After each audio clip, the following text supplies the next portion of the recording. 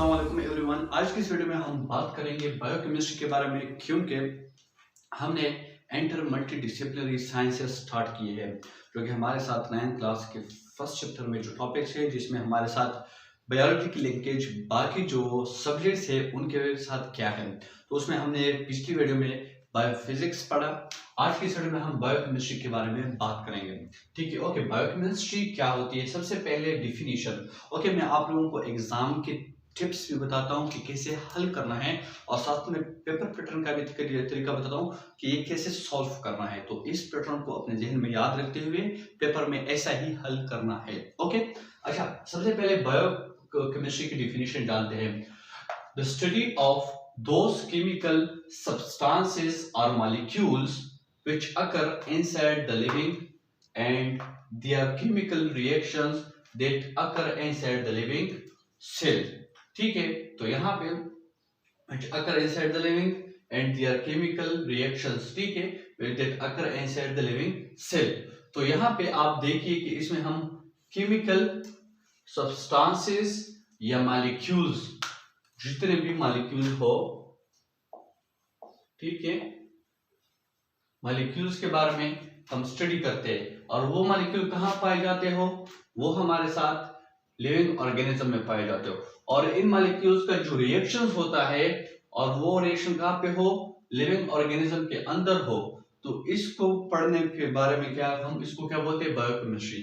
Simple सा अल्फाजों में समझाता हूँ कि जो सब्सटेंसेस और मॉलिक्यूल हमारे साथ लिविंग बॉडीज में पाए जाते हैं, और उनका जो रिएक्शन होता है, वो क्या रिएक्शन करते हैं, क्या केमिकल प्रोसेसिंग उनकी होती है, ठीक है, उसकी में क्या रिएक्शन होती है लिविंग ऑर्गेनिज्म, इन सारी चीजों के बारे में डिटेल से पढ़ने को हम क्या बोलते हैं, बायोकेमिस्ट्री बोलते हैं। ठीक है, ओके।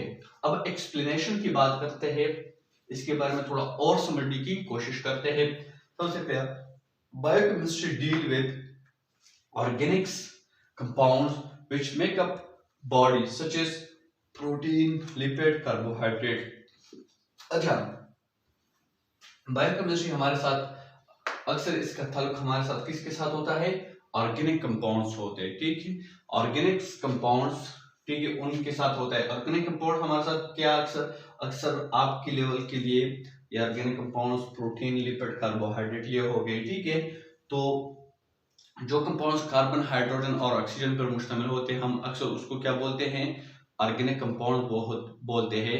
बट ये जो है कुछ सही इसका डिफिनीशन नहीं है, क्योंकि ऐसे कंपाउंड्स बहुत मौजूद है जिसमें कार्बन मौजूद होगा, बट वो हमारे साथ क्या ऑर्गेनिक कंपाउंड्स नहीं होंगे। बट मेजोरिटी पे वो क्या होते हैं, कार्बन, हाइड्रोजन और ऑक्सीजन पे मुश्तमिल होते हैं।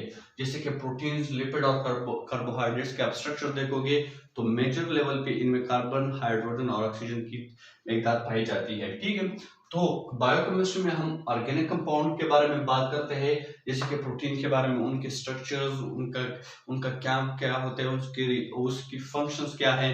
तो ये सारी की चीज कौन से प्रोटीन्स है, कौन से प्रोटीन्स का क्या किरदार है। इस तरह से लिपिड स्ट्रक्चर क्या है, कौन से अकसाम है लिपिड्स के, कौन से टाइप्स है, इस तरह से इसके क्या जो स्ट्रक्चर है वो क्या है, और साथ साथ में इनके जो फिर हमारे साथ डिफिशियंसी हो या ये ज्यादा हो जाए, कम हो जाए, तो ये सारे बायोकेमिस्ट्री में हम पढ़ते हैं। इस तरह से कार्बोहाइड्रेट्स के बारे में भी हम इसी में ही पढ़ते हैं। न्यूक्लिक एसिड्स के बारे में हम बायोकेमिस्ट्री में बात करते हैं। विटामिन्स के बारे में भी हम बायोकेमिस्ट्री में बात करते हैं। ठीक है, क्योंकि इनका जो है लिविंग ऑर्गेनिज्म के साथ क्या होता है, एक कनेक्शन होता है, एक दूसरे के साथ ये रिलेट होते हैं।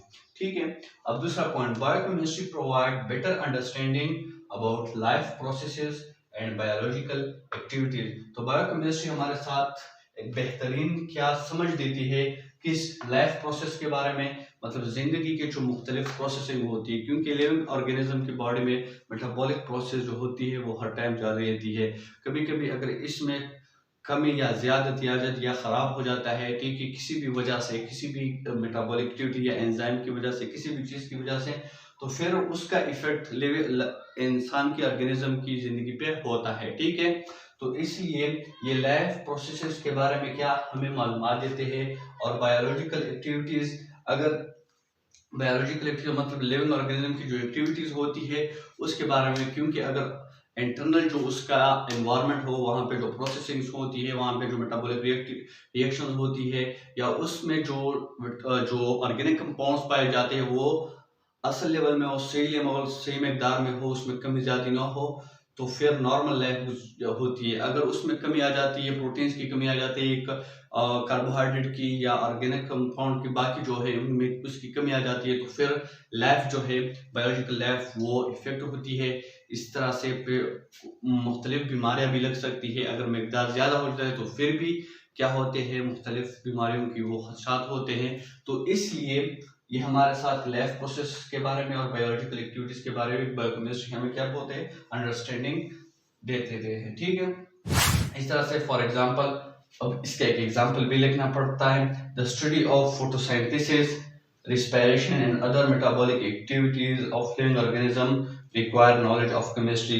अगर आप फोटोसिंथेसिस को, जो प्लांट्स में फूड तैयार होता है वाटर और कार्बन डाइऑक्साइड से and the presence of sunlight, ठीक है, एंड द क्लोरोफिल, तो वहां पे हमारे साथ क्या होता है, वहां पे हमारे साथ केमिस्ट्री की अंडरस्टैंडिंग बहुत जरूरी होती है। ठीक है, क्योंकि वहां पे जो प्रोसेस है उसमें जो हमारे साथ इलेक्ट्रॉन की लॉस गेन वगैरह होती है, ठीक है, जो जितना सारा प्रोसेस है, ठीक है, आप लोगों को पढ़ाया जाएगा आगे क्लासेस में। अभी आप लोगों का लेवल ये नहीं है, फोटोसिंथेसिस पे हम अलग से वीडियो बनाएंगे, वहां से इसको डिटेल में पढ़ेंगे। ठीक है, बट इतना याद रखिए कि इसमें फूड तैयार होता है ग्रीन प्लांट्स में। ठीक है, और साथ साथ में रिस्पायरेशन ऑक्सीडेटिव रिडक्टिव प्रोसेस होता है जिसमें हमारे साथ एटीपी बन जाती है। ठीक है, ब्रेकडाउन ऑफ फूड होता है। ठीक है, तो इसके लिए भी हम क्या रिएक्शंस जरूर होते हैं, केमिकल प्रोसेसेस होती है, पूरा एक लंबा प्रोसेस ग्लाइकोलाइसिस होता है, क्रेब्स साइकिल होता है, ठीक है, इलेक्ट्रॉन ट्रांसपोर्ट चेन होता है।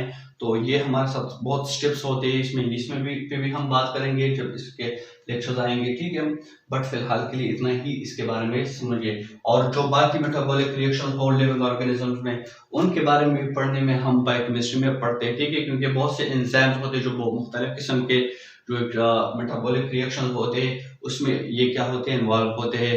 इस तरह के लिपिड के मेटाबॉलिक रिएक्शंस होते हैं, ठीक है, प्रोटीन्स के कुछ होते हैं। ठीक है, तो ये सारे इनके बारे में पढ़ने को हम क्या बोलते हैं, बायोकेमिस्ट्री बोलते हैं। और बायोकेमिस्ट्री में हम इनके बारे में डिटेल से बात करते हैं। तो इसलिए लिविंग ऑर्गेनिज्म का केमिस्ट्री के साथ लिंकेज भी है, और इसलिए हम बायोकेमिस्ट्री एक अलग ब्रांच है, एक अलग, इसलिए लोग बायोकेमिस्ट्री में भी बीएस करते हैं, फर्दर स्टडीज करते हैं। तो आप ये फील्ड भी अपने लिए चूज कर सकते हैं, और बायोकेमिस्ट्री के बारे में जानना हर मेडिकल स्टूडेंट्स के लिए जरूरी होता है। ठीक है, तो ये आपकी सीक्वेंस याद रखना है। हमने पहले बायोकेमिस्ट्री हेडिंग देनी है, फिर डिफिनीशन लिखनी है, इस तरह से आप डिफिनीशन लिख दिए, फिर एक्सप्लेनेशन में ये 2 पॉइंट्स लिखे, और फिर फॉर एग्जांपल ये। तो अगर इस तरह से आप क्वेश्चन सॉल्व करते हो तो आपको पक्के के पूरे मार्क्स मिल जाएंगे।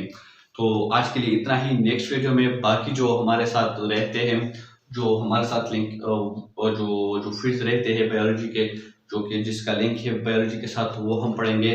तो इसलिए अगर आप मेरे चैनल पर नए हो तो मेरे चैनल को सब्सक्राइब कीजिए, रेड कलर का जो सब्सक्राइब बटन है उसको दबाइए, उसके बाद छोटा सा बेल आइकन आएगा उसको भी दबाइए, क्योंकि जब भी मैं वीडियो अपलोड करूंगा आप लोगों को नोटिफिकेशन आ जाएगा। तो नेक्स्ट वीडियो में आप लोगों के साथ मिलता हूँ, तब तक के लिए अल्लाह हाफिज, अल्लाह निगहबान।